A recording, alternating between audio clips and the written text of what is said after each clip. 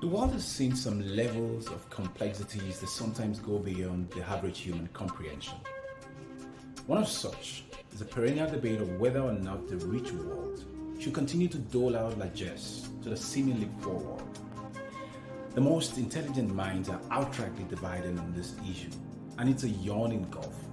From Africa's own daughter and renowned economist, Dambisa Moyo, and an erstwhile economics instructor, Jeffrey Sachs. Philanthropist and co-founder of the Microsoft Corporation, Bill Gates, once argued that Dambisa Moyo, though born and bred in Zambia, does not know much about what aid is doing in Africa. He described our book, Dead Aid, as a book that promotes evil. Aside Rwandan and Ghanaian presidents who have openly criticized foreign aid, a good portion of sub-Saharan Africa is still in ultra romance with a euro-dollar rate. So, whether economic interventions are good or bad, at least the warring sides agree on one thing: Africa needs to level up on governance.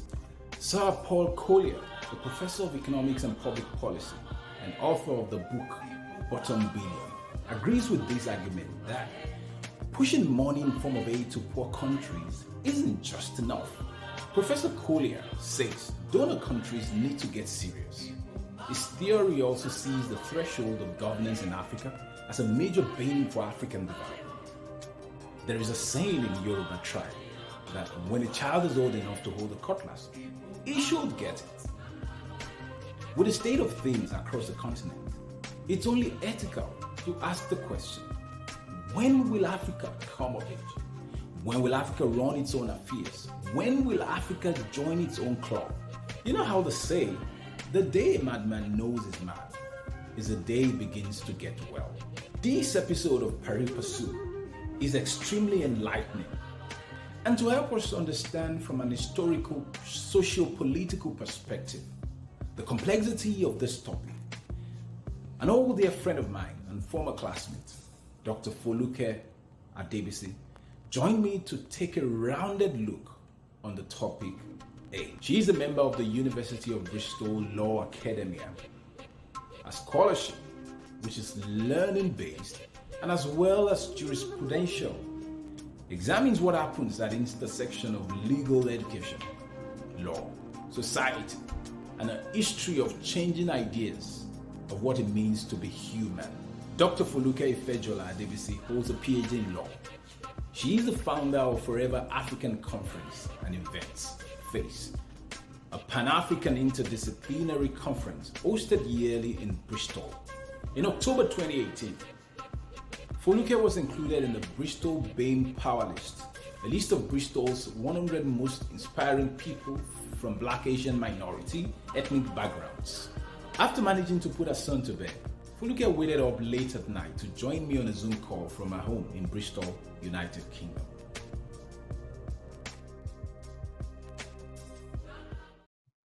Okay, Foluke, thanks for joining us on Pari Passu this afternoon here in Canada, and I'm sure it's nighttime there in the UK. What time is it in the UK right now? At this moment, it's 10 p.m., 10:09 p.m. Wow. Thanks once again for joining us.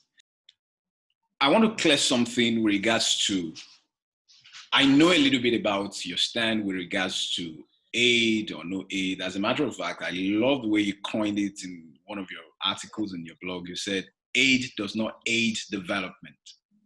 But I want you to be a little clearer. What type of aid are you talking about? Because I know, I remember you mentioned that, for instance, you initially, I thought when I was reading it, I saw the graphs, you were talking a little economics, maybe from an historical perspective, but you now made a reference to Nigerian Civil War, for instance, where you mentioned that some of the aids that came in then extended the Civil War for like a year. And I've heard so much about that. I've even had, more recently about how the aid going into some of the war-torn areas in Africa is causing a whole lot of harm than the good it was meant to cause. So which aid are you talking about? Is it all the aids that is bad, or one is better than the other? Yeah, I think we can sort of dial back on that question a little bit, because I think it's the very word aid I actually struggle with. If someone is drowning, you can go to their aid, right? But if you threw somebody in the water, are you actually going to their aid when you're going to get them out of the water? Aid would not be the right word there. There's this academic, Olivier Rutazibwa, who talks about the Western world in Africa, the actions of the Western world in Africa, that they go and help Africa, but they don't. So they go like they're firefighters. So she used this paradigm of firefighters and pyromaniacs. So the firefighters, they tell the stories of themselves as firefighters, but they forget to mention that they set the fire. Mm. And this is the problem with aid as a word. It connotes a certain level of neutral benevolence. It doesn't contextualize. You're not trying to solve a problem, like the big problem. You're trying to solve this bit of the problem, but you're still benefiting from the larger part of the problem, which caused this bit of the problem. So, if you distinguish between economic aid in the sense of trying to financially develop a country, and then you then say humanitarian aid, like Haiti, for example. I think Haiti would be one of the perfect examples. When the earthquake happened, and then lots of the world went into aid. There's a lot to sort of deconstruct about what happened in Haiti. So a lot of the Western world went to into Haiti. But one has to remember the history of Haiti. Haiti became the first recognized Black republic after the Haitian Revolution in 1901. So the the enslaved people of Haiti in 1st January 1801, they overthrew their slave owners and took over the what do you call it? It's like the island, part of the island. So the owners of the island, were France, right? So France said, well, we can no longer control these people, but to allow you to have your freedom, you need to pay us this certain amount of money. It took over 100 years for this free republic to actually buy their freedom from France. And the end result is that Haiti now is this impoverished place. And then Haiti has this earthquake and everything gets destroyed, and Haiti's unable to help to aid its own people. And then the Western world sends aid. Who set the fire? Who is presenting themselves as this sort of benevolent person? Same people. It's like the devil changing his face. And this is my problem with the word aid, is that it only captures, it's like you've got a massive picture. You've got the picture of a sunset, but you've captured a bit of the sand. There's a big picture that the word aid doesn't capture. So say, for example, you have a humanitarian disaster. Why would a country be unable, as in the case of Haiti, be unable to respond immediately to its own disaster? It may be because, just at that situation, they're unable to respond, or it may be because they have been systematically impoverished over centuries. Yeah. So this is my problem with that construction of the word aid itself, until we begin to respond in a way that recognizes the history of the world and the hierarchy of the geopolitics that has resulted from that history, that differential, the idea that if you are born in a certain country, your opportunities, doesn't matter where you're born on the hierarchy in that country, your opportunities are limited to this. It's nothing to do with the nature of the people in that country. It has to do with the way in which we have constructed this world to limit certain people's potential. And that's impoverishing the world.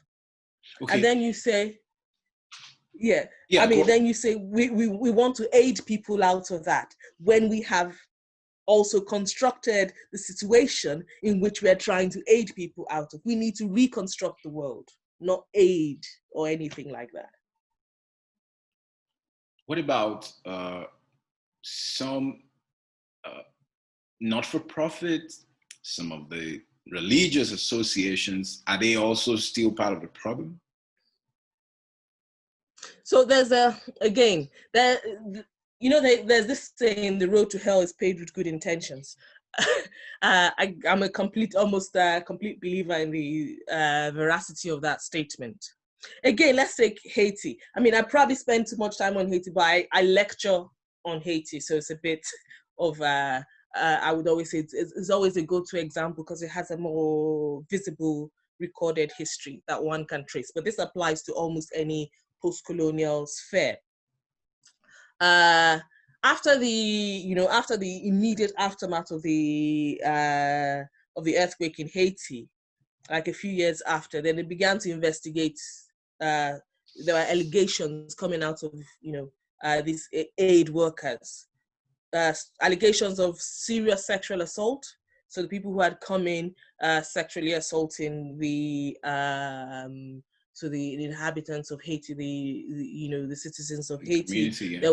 Yeah. There were allegations. There were allegations of embezzlement, and there have been allegations of mismanagement of funds across the So when you say people are going to aid, I also find this problematic. As you know, when you have Christian organizations, when they collect money for Africa, I always cringe. I always have this cringe factor because on the one hand, you're collecting £2, £3 here. On the other hand, you're voting for policies that will impoverish Africa of £100. So let's say each of your votes will impoverish. You have to connect the dots. It's not, and this is essentially one of my problems, the way in which people look at things. Like, we can break things into bits, do one thing here, and not understand that this world is interconnected.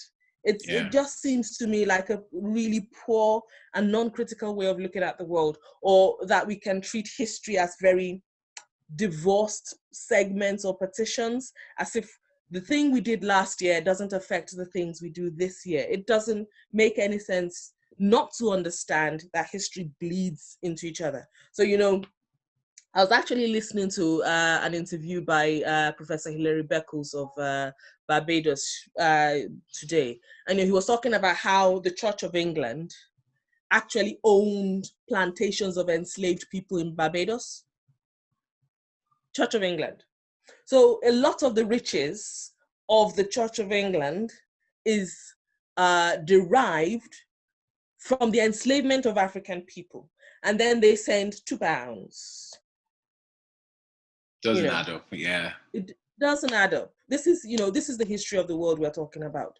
Wherever there has been deprivation, there has been accumulation. If you deprive from somewhere, it goes to somewhere else. This is, when you think about it, it's not rocket science. It's just that there has been a narrative that these people are poor and these people are rich. And then we just so the people who are rich then have to go and help the people who are poor. How did the people who are poor become poor? And how did the people who are rich become rich? That is the story we are not telling. So let's tell that story. Precisely. Let's tell that story. I want us to take it really way back. We can say, okay, let's start from the Marshall Plan, because that's what they always refer to. But conversing with you, the last week or so, opened my eyes to 2 weeks ago, opened my eyes to some new things. I want us to look at. It's amazing how during that conversation you connected aid and that history, this history we're talking about.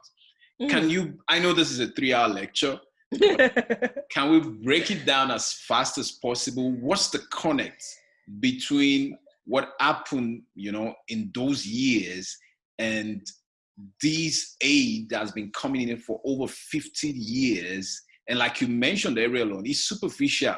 You're voting for policies and principles that is not helping some of these poor countries, and you're still championing aid. I don't know. Yeah, I mean, it doesn't connect. I mean, yeah, there's a lot to unpack on an intellectual level, and I think it's also important to unpack it on an intellectual level, because that's actually where, so it's the intellectual or the sort of the epistemic injustices that have happened over the years that have actually created, the world as it stands. I mean, you could go as far back as Aristotle, but let's not go that far back. Let me. I want to rephrase the question so that it can be a little clearer to my viewers at the end of the day. Is the question I wanted to ask for you to be able to expound this history and shed a little bit of light why we are where we are today is. So, why did the Marshall Plan work in Europe, and what do you think? It's an offset of the Marshall Plan that they're bringing to Africa. Why is it not working here? Well, I mean, there's a structural issue. And that's why I say you can go as far back as the Enlightenment. But there's a structure to what we consider to be Africa today that we don't really understand the disconnect, the disruption that happened from the 14th century, the 15th century onwards to the present day in Africa. A complete destruction of the socio-political, socio-legal structures on the continent. And then you just go, yeah, we're going to glue it. It's like putting Band-Aid on an amputation, is essentially what the Marshall Plan is, where in certain less disrupted places, you are reconstructing what is in existence. But what we're attempting to do in Africa is to put a Band-Aid over complete disruption, where what is really necessary at this moment is not just reconstruction, but actually construction. We have side by side, and Engelbert talks about this quite a lot, Pierre Engelbert. We have side by side an incongruent set of socio-political structures. We have what we consider to be tradition, for which we have no social structures, no socio-political structures where they, let's take the Yoruba kingdom or Yoruba culture. Let's take that as an example in Nigeria. How do we know what actually is Yoruba culture? The socio-political structures that should have kept that continuity in place from, let's say, 700 AD no longer exist. And then we have, side by side with that Yoruba culture, we have what we call the state, which when you think about the state in Nigeria, it's traceable to 1960. That's it, 1960. Think about that in the context of the world, 1960. But we don't know which one are we. These are two divergent. The state itself, you think about the origin of the Nigerian state, and I didn't really want to go into Nigerian politics, but it does explain why the Marshall Plan cannot work in a post-colonial state in that sense. And the question of post-colonial, the post in post-colonial is questionable, I always say. But you think about the way in which Nigeria came to be, and you talk about any post-colonial state, Kenya, Rwanda, DRC, Algeria. These were not designed to be independent states. They were not designed to be self-governing. At no point in time did they say, well, we're going to construct this thing and then leave and let them, sort of develop. And note that the way in which these states were constructed, they're just arbitrary. They're not, it wasn't like, well, we went and conquered the kingdom of Nigeria, and then we were in control of Nigeria, and then when we were done, we said, okay, Nigeria, rule yourself. No, they just went, there's this book where this guy tells a story of how he went to visit a king in present day, I think Adamawa, present day Adama. So this story is from, the 18th, blah, blah, blah. And I'm slightly diverging here, but I'm just trying to explain how arbitrary this thing is, what we're trying to hold together is. So this guy went to visit a king, and then later wrote a letter to his own king of England. He says, oh, the king was a very, knowledgeable, nice man. We had a nice discussion. But what he didn't know was that the day before I had sold his kingdom to a different European state. Wow. So this is how they start in 1861. So the General Berlin Conference, 1861 to 1865. All these countries, including America, so France, Belgium, Germany, the UK, Spain, Portugal, they sat down and then they drew a map of Africa, an incomplete map of Africa, by the way, and they say, oh, you have that and you have that. If you want this, can you give me this bit? That's how the states were. So there was no point in time where they were going, yeah, these people are human beings. We're going to let them govern when we're done. Or that, like I said, it wasn't like they conquered the state of Nigeria. No, they just divvied up the land. And the question then is, what was the purpose of that? It was the extraction of resources. That's the only reason. Because it wasn't, there are lots of, we want to stop these uncivilized savages from killing themselves. So you'd see that in the statement of General Conference of Berlin. But, you don't, again, this is the problem with aid. We want to stop these uncivilized savages from killing themselves. Has always been kind of part of the narrative. You see what I mean? Yeah. So they say, okay, we want to stop these savages from killing themselves. So we're just going to give, we divide up, you be in control of that and you be in control of that. And then, you look at the railway lines across West Africa. They do not cross. Because so each person has his own territory. Precisely. Or look at the railway lines in Nigeria. They go this way.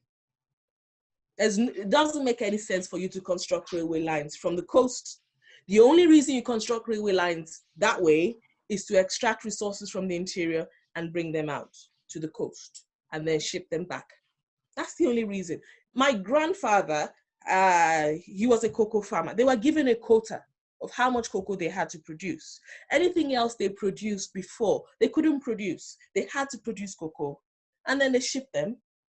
And they were taxed for this. They were taxed, no resources. So you were paying tax. Tax was just going to the UK. These resources, this tax wasn't used to build schools or hospitals or roads. There's a continuation you can see between the colony and the state. Yeah. They operate in exactly the same way. Extraction of resources. The colony cannot do a thing which it was not designed to do. No matter how many Marshall plans you put over a colony, no matter how much you call it an independent state, it's a declaration of independence. Unless the state is operating independently, it is not independent. And therefore, the Marshall Plan will not work. I remember, the last time we talked to you, you mentioned a little bit about how this class system, how some of these things started in the UK, during their own time of all those colonial things and stuff like that. What's the difference? How did it work there that when it all happened and it ended, governance was okay there, and in Africa it wasn't the same? Well, again, I think it goes back to, and I would say we have to be careful in addressing this like it's everything is a direct opposite. Yeah, like people would say, well, you've got, because again, we're buying into that narrative of civilized and uncivilized. So the minute you begin to say, well, it works in the UK, doesn't work in Nigeria, you're buying into a narrative that has been used to explain away something which is much more complex. So you dichotomy of it worked in one place and it didn't work in the other place. The UK has one of the highest child poverty rates in the world. They would say in the civilized world, but in the world, the world is a massive place. We've got, there are food banks everywhere because nurses, people who work in hospitals, who are fighting, against this COVID thing, they still have to go to food banks because their salaries are not enough to feed them. So the fact that the UK, for example, and the US, the US is again another, the levels of poverty, massive. The fact that certain countries can hide their poverty should not allow them to sort of escape from that and then sort of then automatically fall into civilized, uncivilized. So there's a spectrum there. I agree. I've driven on the streets of Baltimore a lot of times, and I can see I used to jokingly tell my friends that there are a lot more homeless people in Baltimore, in Maryland, more than I've ever seen in Lagos, Nigeria. Yeah, but it's the way in which the society is structured. Yeah. Like, it would be difficult to be homeless in Nigeria. And it's last, go to the village. Right. Like, so it's the way society is structured. So, and then you're more likely to see like homeless people. So I just, caution on that sort of dichotomy of it's working here. Okay. So there's a level of, but I also agree there's a level of governance, but what is there to govern? The colony is structured to extract resources, not extracted to govern. It's just, and the people who took over, the people who were trained in governance were the kingdoms, the empires that were destroyed, whose socio-political structure were destroyed. And this is not to say that they were perfect, by the way, because some of these rulers were very tyrannical, horrible, but at least there was a structure which could be adapted, which could have been improved. But the colony has no structure to take care of its people. That's not what it was meant for. So for you to say that a state has failed suggests that there is a state to fail. But if it's a colony, then obviously it's designed, it's working as it is designed. It is working to extract resources. The only difference, of course, is during, when it was a colony, recognized as a colony, the extraction of resources, the resources were extracted to a different place. So then we don't begin to see this extravagant lifestyle from those who are extracting resources. The extraction operates in a different geographical zone. But because the colony is operating as designed, a lot of the extraction is happening to the accumulation, the primitive accumulation, so to speak, is happening where we are. Yeah. So you will see someone in a Hummer Jeep riding along where a beggar is on, on those pulley things, on those board things that they skate down the road in, and you see them riding side by side, and it then begins to look like, well, then definitely there's corruption, definitely there's a governance problem. And my suggestion is that has always existed. This is not new. This is not a malaise of the African state. It's a malaise created by the world, but then it becomes more visible when they're side by side. So the extraction is still happening. Because for me, it's really complex. We're living in a very complex time. Governance in Africa, except for some great sports, is basically not what it ought to be. So what should the West be doing other than you're pushing aid into Africa?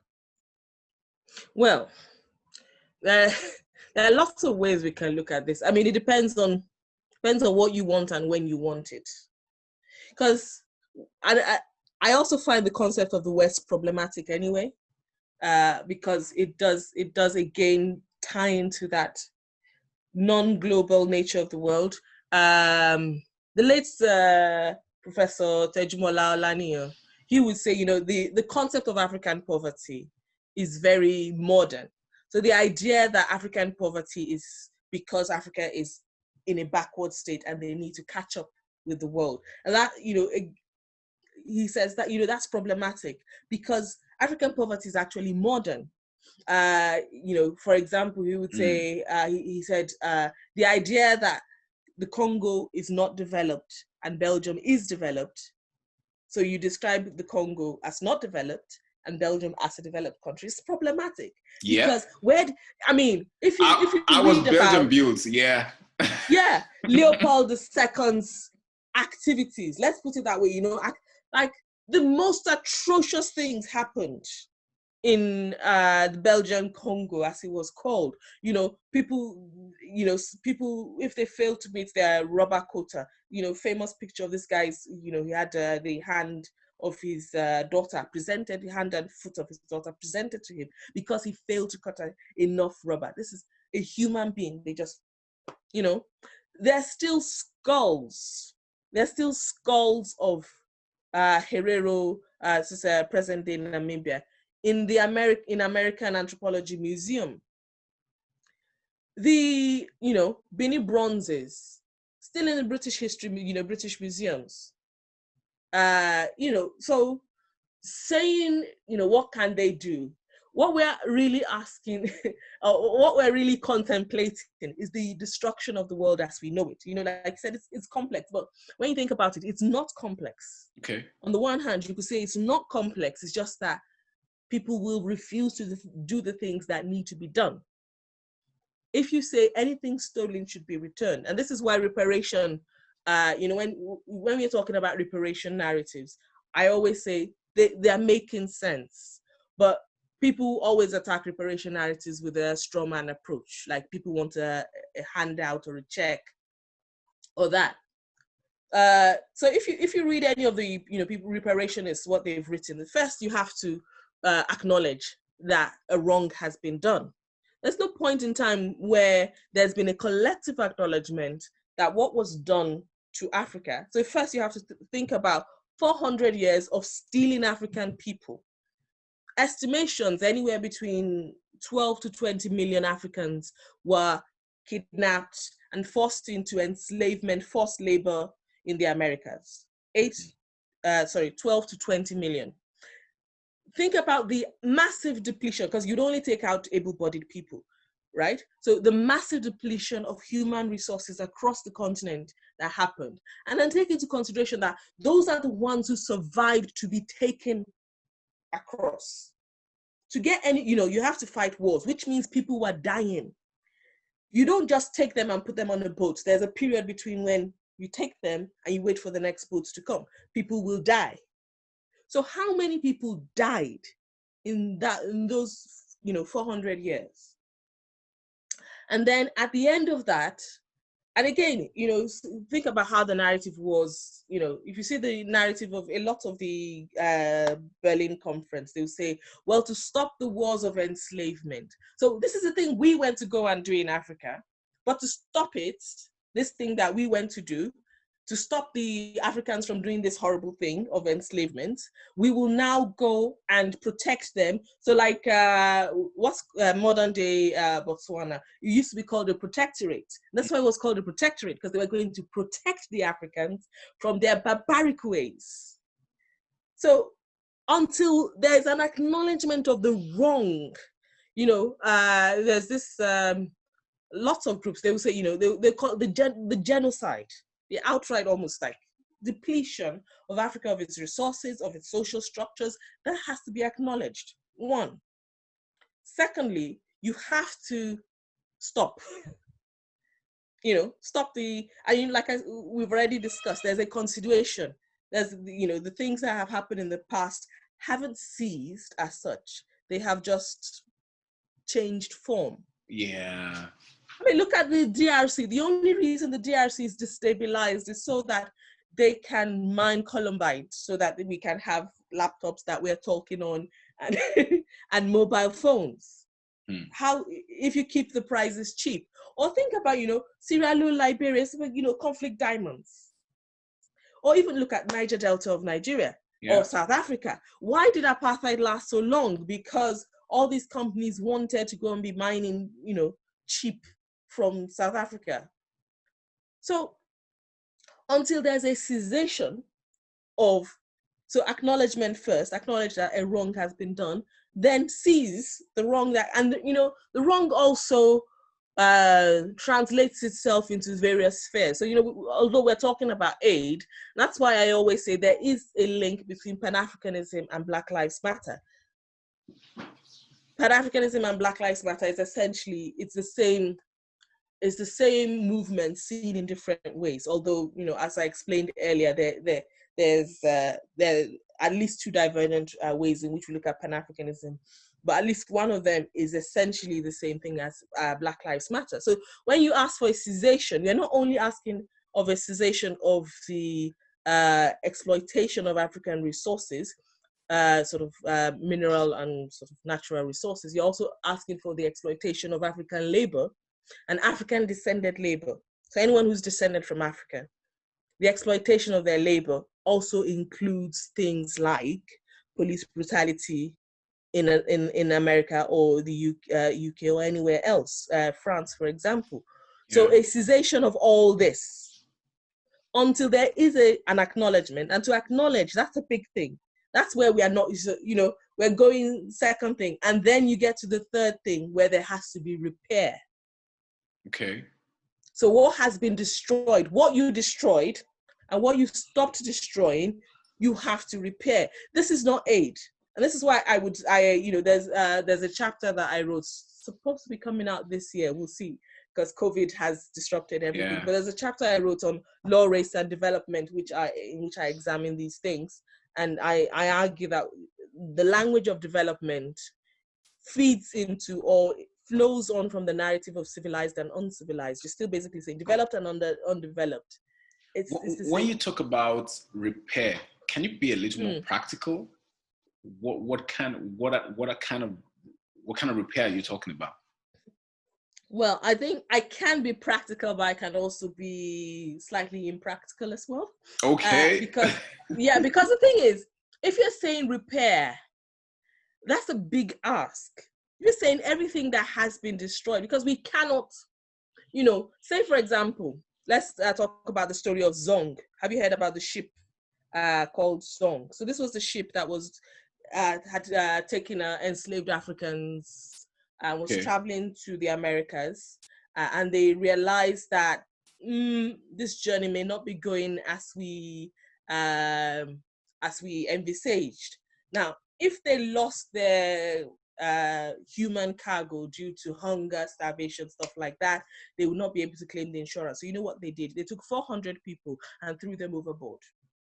Wow. So that they could claim insurance. It's a financial thing. Think about it. It's financial. So the purpose of the journey itself was financial. It looked like, okay, which one would be better financially? Let's throw these people overboard. So you always, I always say, if we don't think about the economics of a problem, we're not beginning to solve the problem. When you think about repair, how do you repair that? Can the human cargo mercilessly thrown overboard on Zong? These are people, 400 people. They had families. There's a whole, think about people who, like a mother whose child was taken and never saw her child again, taken, somewhere.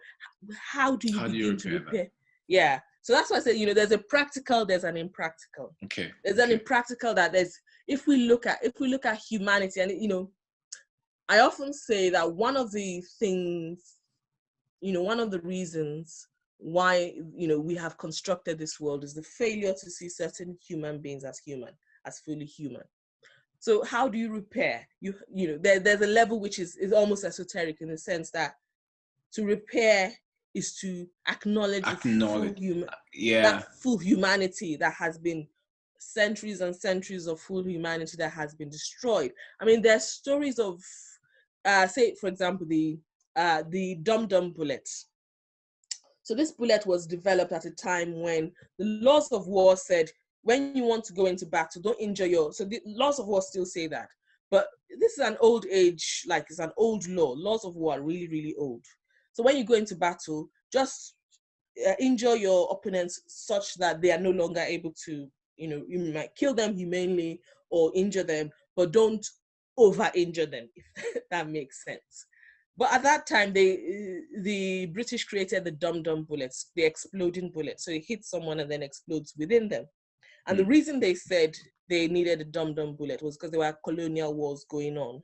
And they said, well, if you shoot a civilized person, like a Caucasian man, if you shoot him once, he'll like, yeah, I'm civilized, let me just go and, I've been shot, let me go and sit down.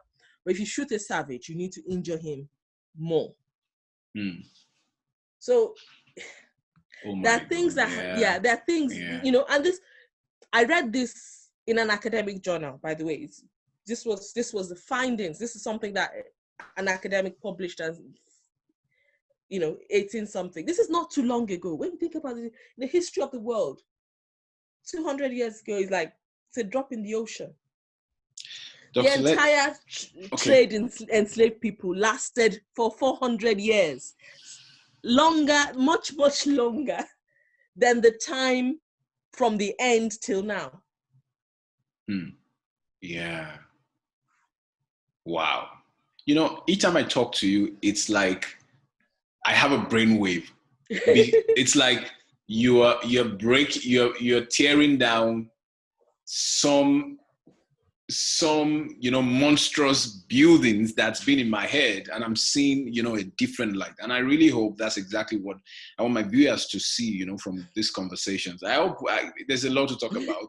I'm going to knock on your door again and again, but we've actually been overrunning our time, but I want to narrow it down. you know. For instance, we've talked about what happened in the pre-colonial days, but let's even bring it home to, say, an African country like our country, Nigeria. You know, all these faulty systems that were created were still, you know, bearing the brunt right now. And it's a complex thing, so much so that sometimes I think about it, and I have friends who were much more passionate than I am in regards to, you know, Africa. And I remember back in school, we used to be like, oh, Africa, we're going to do this, we're going to do that, we're going to build it, you know, but it's getting so long and a lot of people are giving up. Is there a way around, you know, these things, especially when it comes to governance, structures in government and stuff like that? For me, because I think I would be of the same. I don't know if we had these conversations in secondary school. Probably didn't, because I was very quiet in secondary school.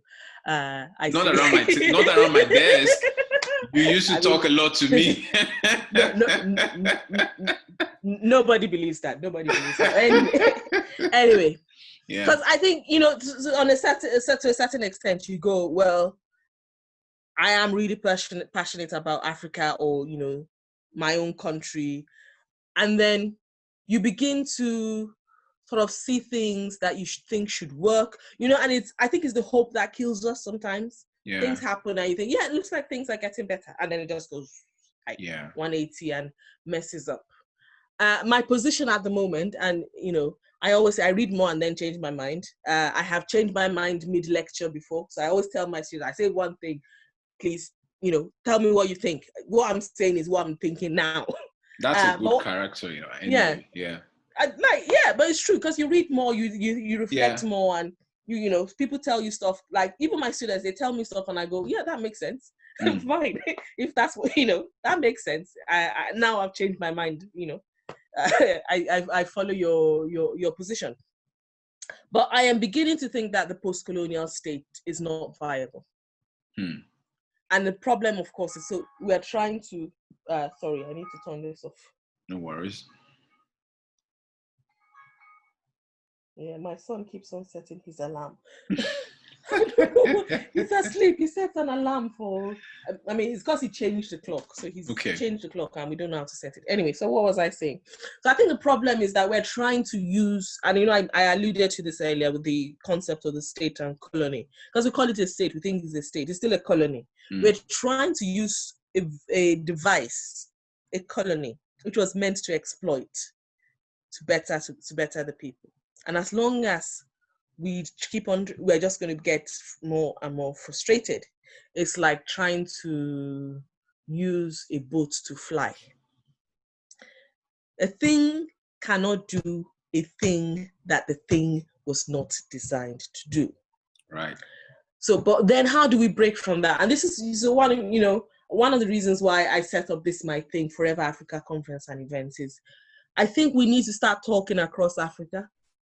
We need, you know, trying to create this Nigerian identity, I think is problematic. Trying to create this, you know, whatever identity we're trying to create within Africa. And I'm not saying we cannot be Nigerian, by the way. That's not. But I think we need to think beyond. Yeah. We need to think beyond a thing that was created to dehumanize us. I don't think we can use that to save us. Not that we can't use it for anything else, but we cannot use that device to save us. And that's why I do think there may be something to be gained by being Pan-African. And actually, I have learned so much by talking to people from, you know, South Africa, Uganda, the Congo, Algeria, Egypt. I met, you know, really fantastic people from Egypt, you know, people of like minds across the continent, trying to build something, trying to build a narrative that explodes the concept of the post-colonial state. So I think we need to think beyond the state. We need to start talking to each other. So anywhere we can find these networks, anywhere we can sort of build something different. I also believe that the state as a concept, so borders anywhere in the world, are going to be destroyed anyway. So for us to start You know, they've built their borders, and then we're trying to catch up with them. By the time we catch up, their borders are going to be destroyed. So why don't we start destroying ours now? Can you imagine that? So we're going to have to, after we wouldn't catch up with them, then we'll now start running another round of race again. Yeah. So let's just destroy our borders now. Let's think about the concept of states with borders. Concept of states with borders. It's very recent. It's very 20th century. It's a legal device. It's 20th century thing.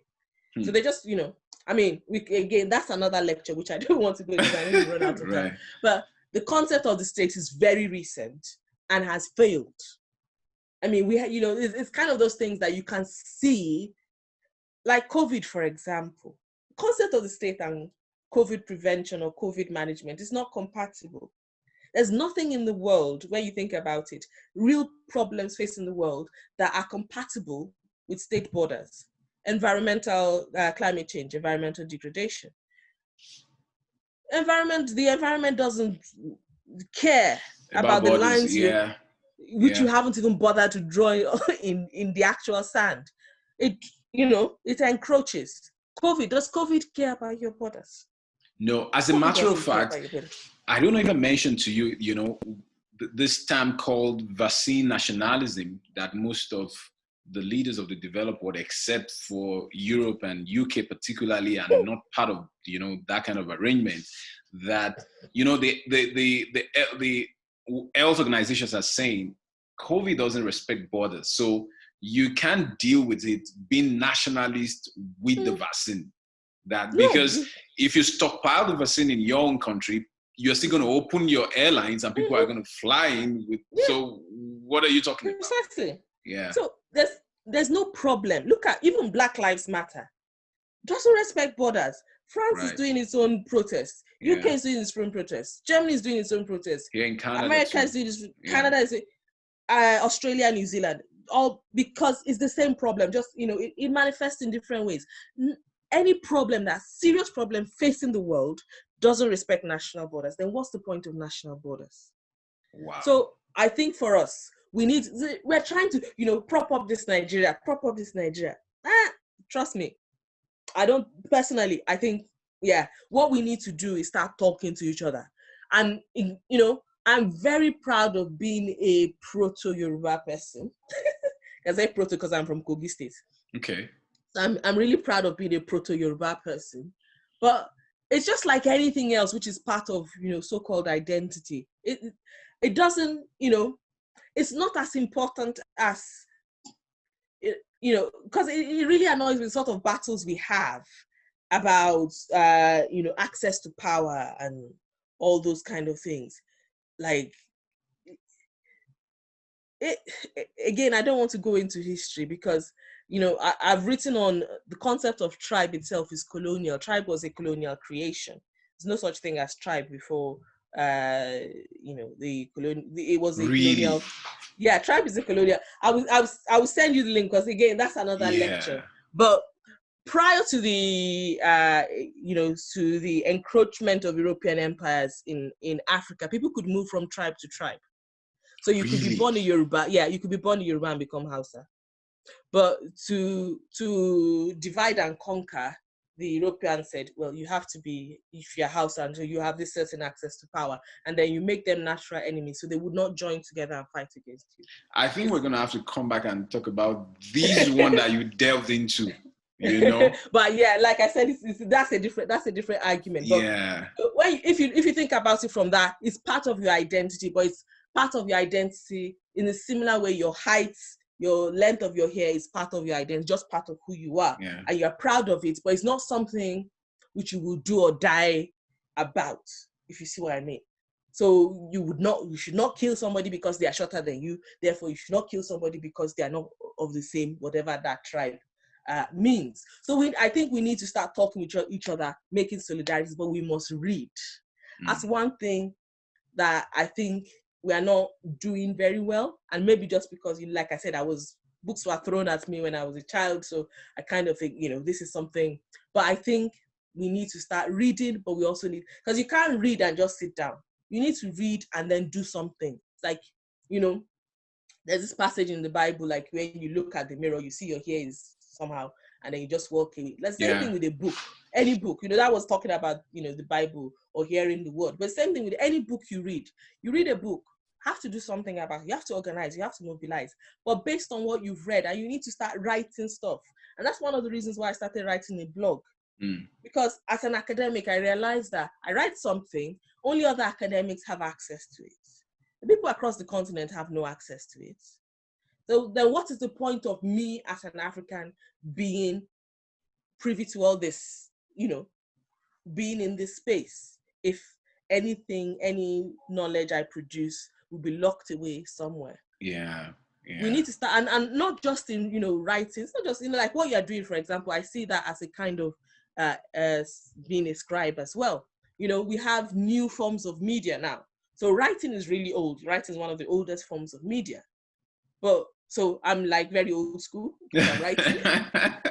But at least you made it public, you made it open. And so people like us can read it and take a cue. Yeah. That's the point. Make whatever you do, whether it's video, whether it's documentaries, whether it's writing a blog, even if it's a TikTok video. Yeah. There are people that are using TikTok for political organizing. I've been thinking about that. Yeah. Because the younger generation identify with those kind of things more than I don't know. Like, I told you Instagram. I still don't know the up and the down from Instagram. But, wherever you stand, that's where you should. So, but you have to, whatever you do has to be backed by critical thought. And you cannot do that critical thought until you have read. But you cannot just read and just sit. So I think those, but and I think definitely thinking beyond our borders. Borders will go. Thank you so much, Dr. Foluke Adebisi. I think that's a fantastic place to wrap it up. Destroying the borders, Pan-Africanism. I've always been scared, though, to call myself Pan-African, but I think it's food for thought for me that I'm going to, look deeper into it. And it's a good place to wrap it up. Thank you so much once again.